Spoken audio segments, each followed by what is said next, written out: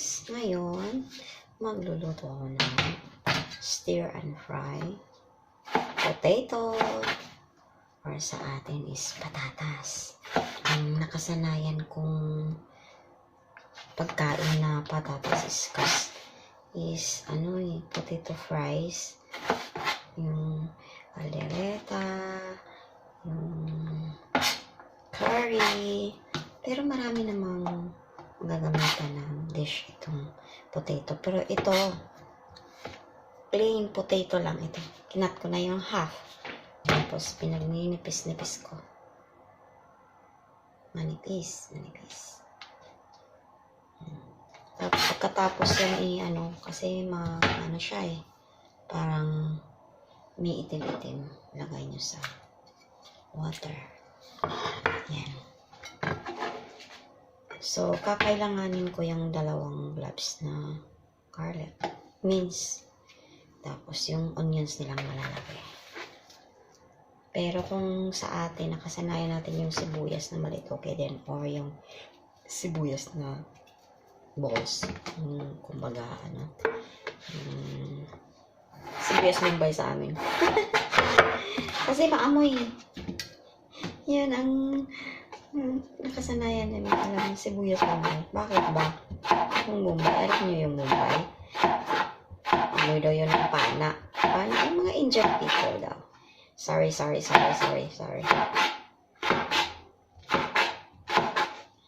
Yan. Hindi naman sa ganun. Hindi naman ganun. Sorry po for talking bad. Joke lang Kasi sa, yung sa 5-6, ayan, nangangamoy na ng Bombay. Kasi, darating ng maniningil na pana. Madali lang itong lutuin, guys. Sobrang madali lang. Alam niyo ba?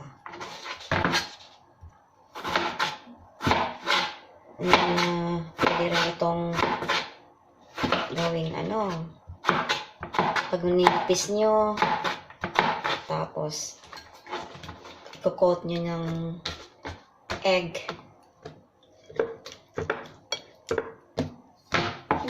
malapad, tapos ipa-fry nyo. Sarap na. Kunting asin lang, okay na yun.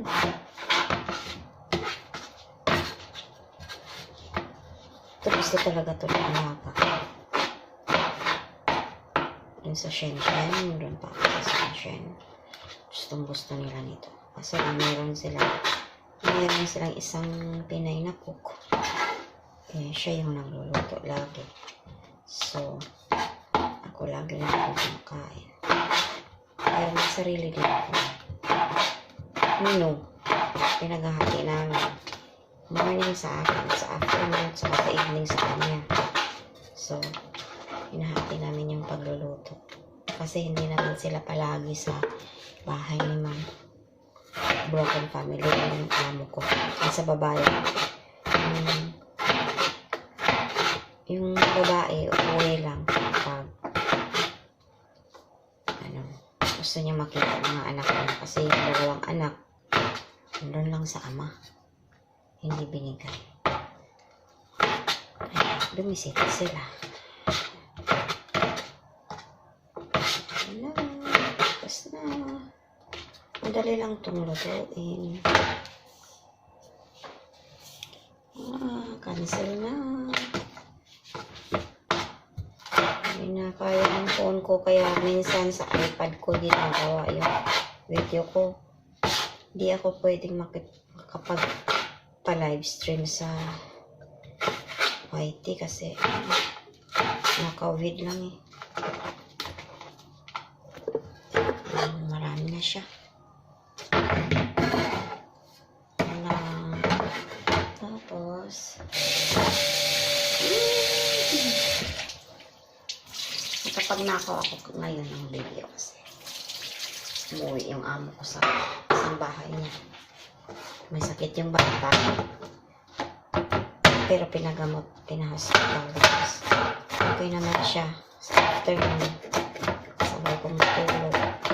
After 1 hour, okay na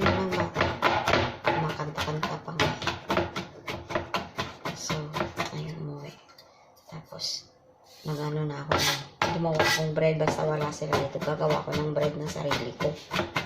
Kaya, tignan niyo. Tapos yung lola, nandun sa isang anak niya, kinuha yung apo. Yung isang alaga. Pero andun sila kakain sa ano niya, mother-in-law niya. Or sa mother niya. Pero magluluto ako ng konti. Baka biglang umuwi at gustong kakain dito. Kaya nagchachap-chap ko na. Ayan na. Ready guys. So yung mantika or oil, cooking oil,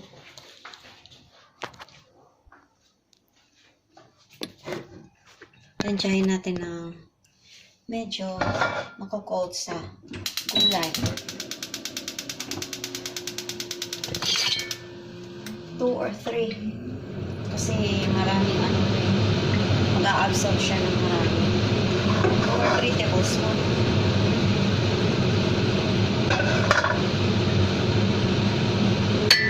Kasi mag-absorb ng mantika daw.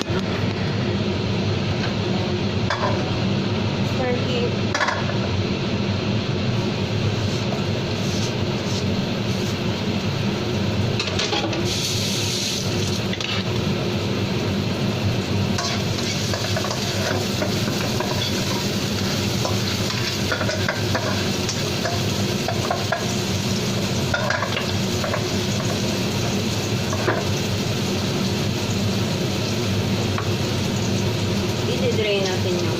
I-drain natin yung tubig na pang isasabi.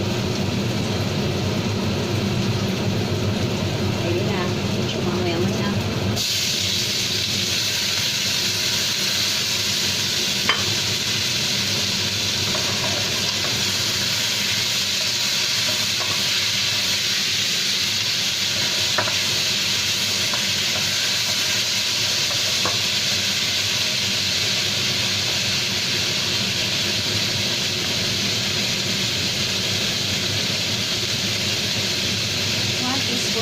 Salt.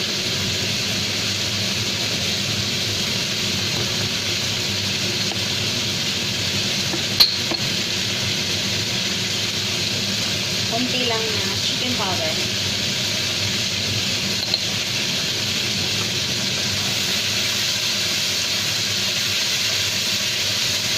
Kainaan natin ng konti.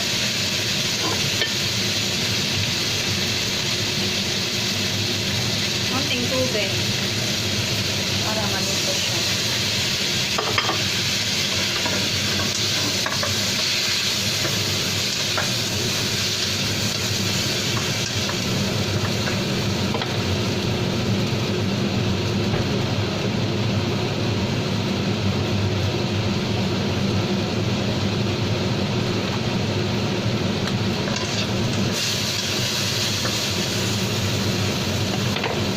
Dagdagan natin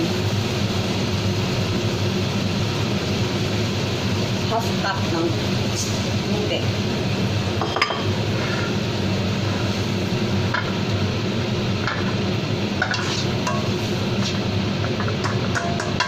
Balik natin sa heat. High heat.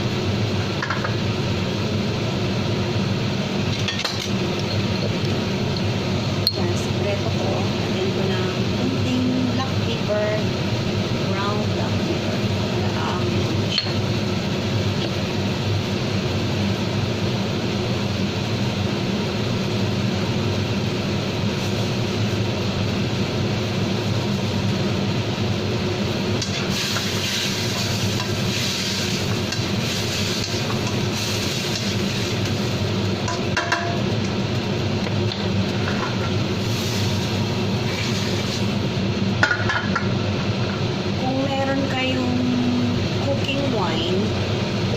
Masarap lagyan ng cooking oil.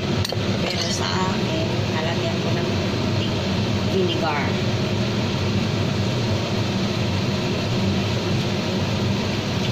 Kunti lang.